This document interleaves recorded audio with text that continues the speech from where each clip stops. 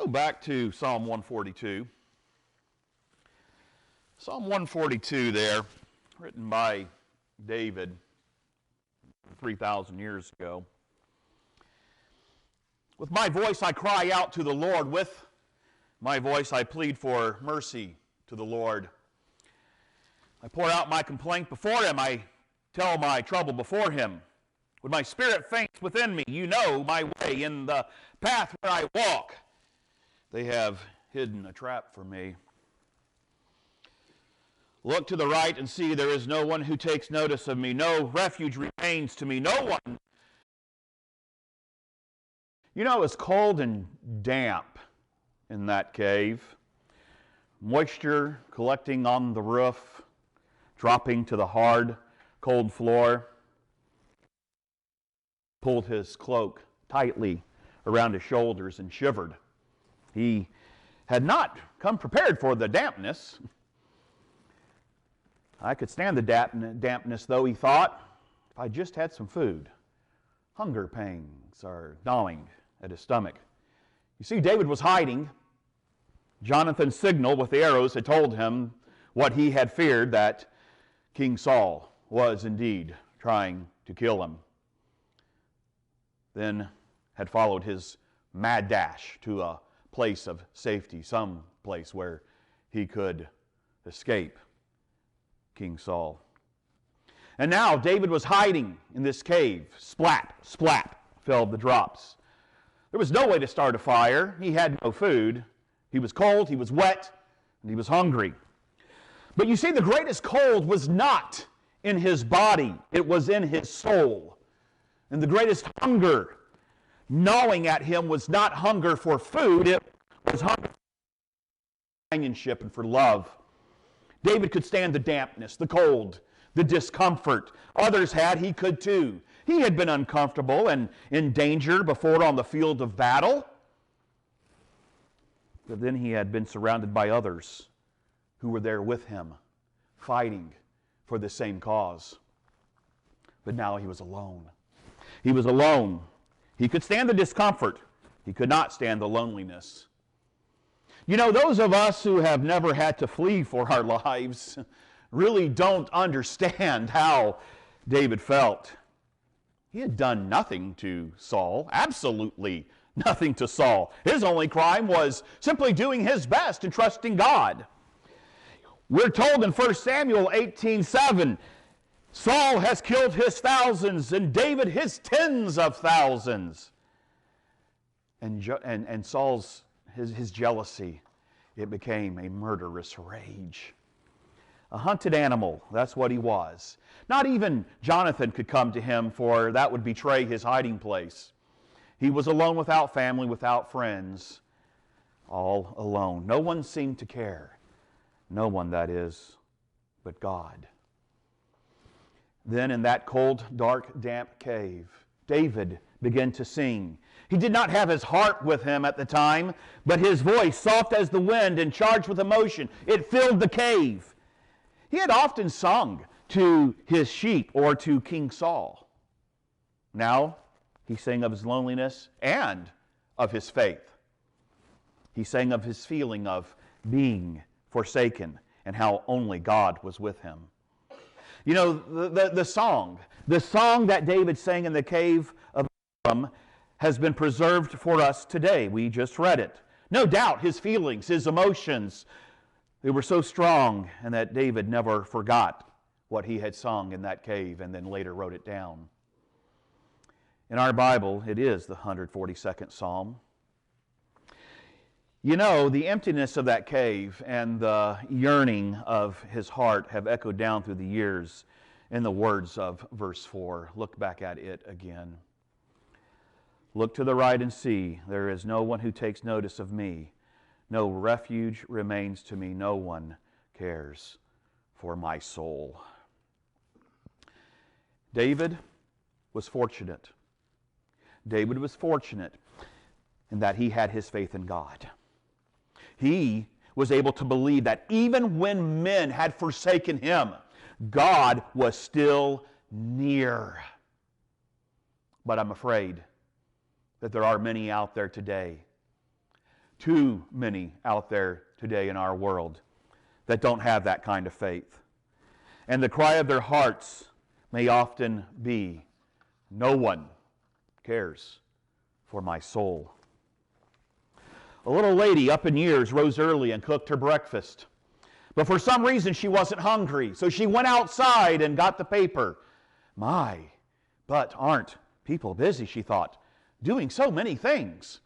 Yes, and passing you by came that small voice that had begun to haunt her lately. Your usefulness is over, it continued. Nobody cares about you anymore. Pushing these thoughts aside, she tidied up her little house, but it took so little time now, and she was alone. She put on her best everyday dress, and she sat down, and she waited, but nobody came. No one cares about my soul. The boss had not slept too well last night. Thoughts like these had kept running through his mind. What am I doing? Where am I going? What is life all about? Oh, he hadn't phrased his thoughts just like that, but deep down inside, he felt that something was missing in his life. Now, he generally kept busy enough to squelch any twinge of conscience, but for some reason, the emptiness of his life really got to him last night. He even thought about his mother for the first time in months. He thought about her Bible stories at bedtime. He thought about her taking him to Sunday school. He thought about her singing hymns in her sweet voice as she went about doing her work at home. And a tear came to his eye. Can you imagine? A tear in the boss's eye. He had awakened this morning with a strange new resolve. He was going to do something about his life. He wasn't sure where to start, but there must be more to life than this. And now he was at his desk. For the longest time, he just sat there thinking. Then he rang his buzzer and he called in Smith. Smith, he said gruffly. He had forgotten how to talk to any other way. Smith, I understand you go to church. Well, sometimes, Smith barely be heard. Does it do you any good? Bellowed the boss. You see, this unfamiliar line of conversation was making him feel at ease.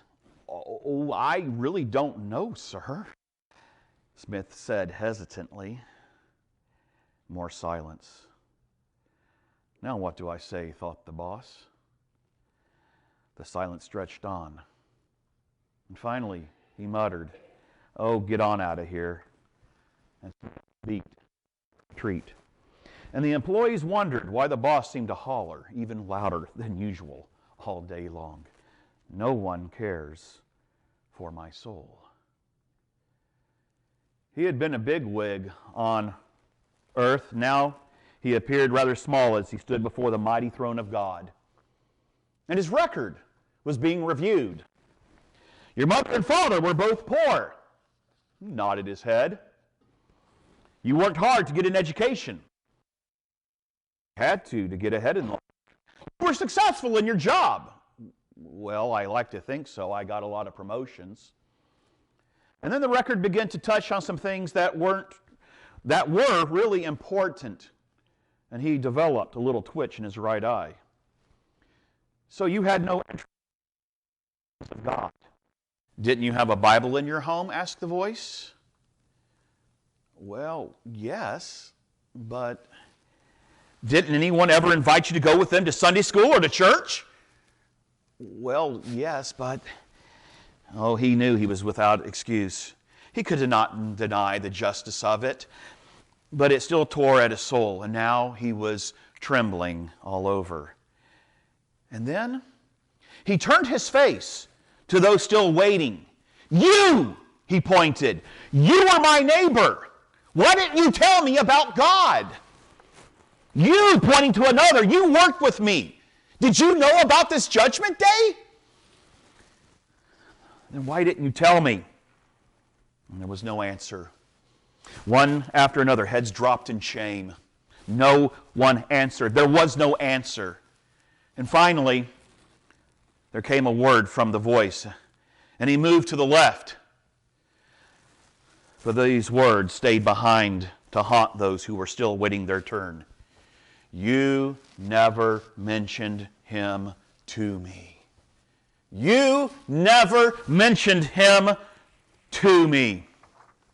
No one cares for my soul. Now, do not misunderstand me.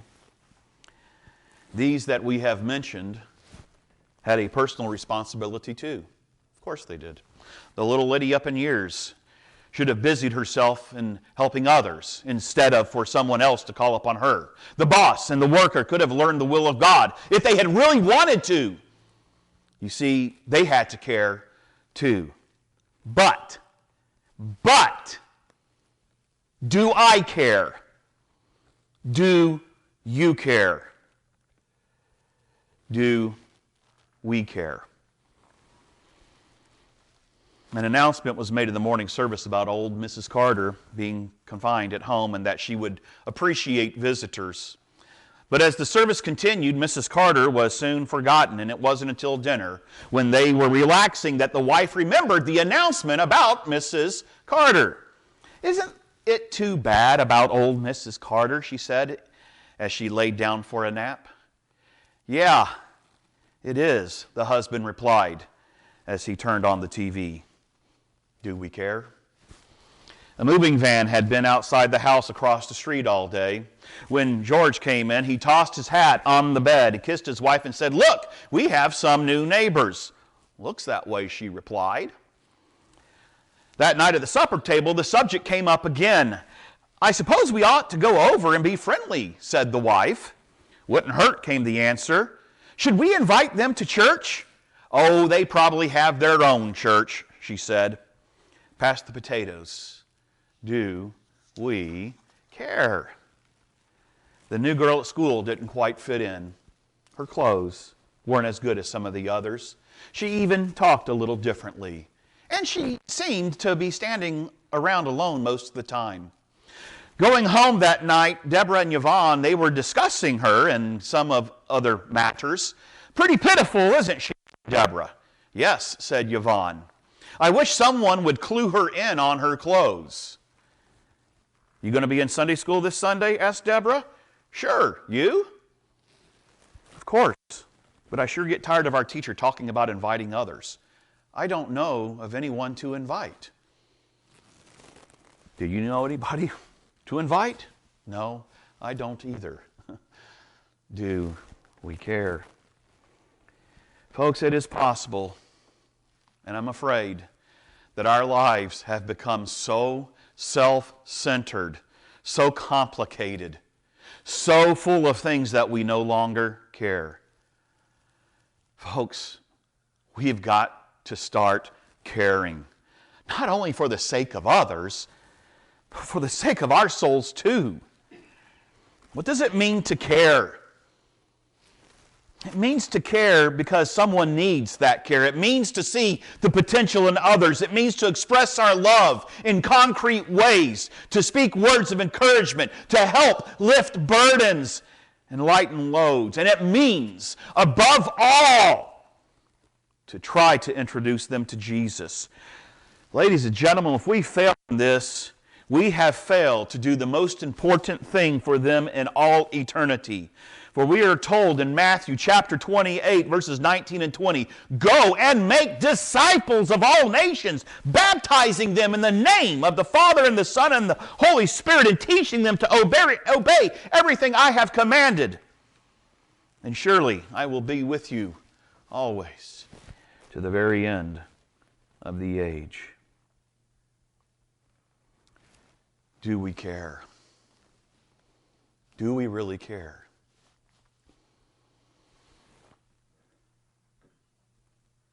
This is something that only each one of us can ask. That we have to examine our lives. What are we doing to show that we care? What are we doing to help bring others?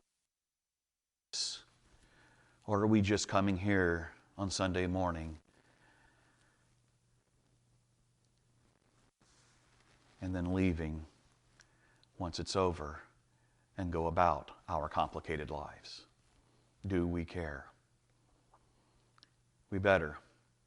There are a lot of lost people out there. The question is, who is going to ask us why we did not share Jesus with them? I don't want to be there on Judgment Day and somebody ask me that. Chris, why did you not share? Why did you not tell me about this Jesus? Because now it's too late.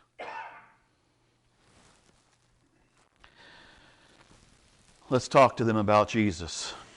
Let's invite them to come to church. Because God cares. And He wants no one to be lost. But He does need our help. He needs for us to be His hands and His feet while we're here on this earth.